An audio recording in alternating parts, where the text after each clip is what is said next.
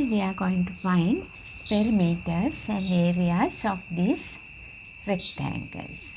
What are these? These two are rectangles. Perimeter means the total distance around outside of a shape.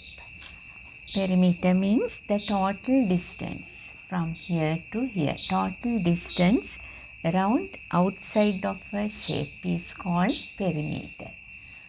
Total distance around outside the shape is called perimeter.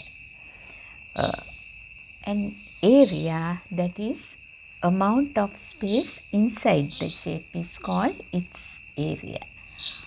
Amount of space inside the shape is called its area.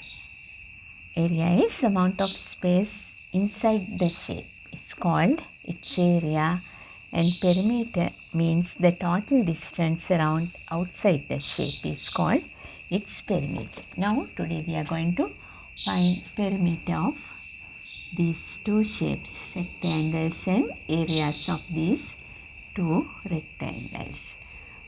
When you already know, when see a rectangle, opposite sides are equal. That means this side equals to this side and this side equals to this side. Then we know the length of all these.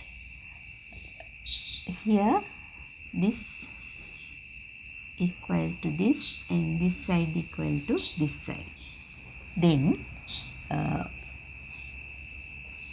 area means in the rectangle length into width.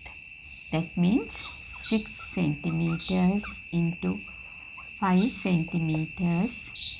That is the area of this first rectangle.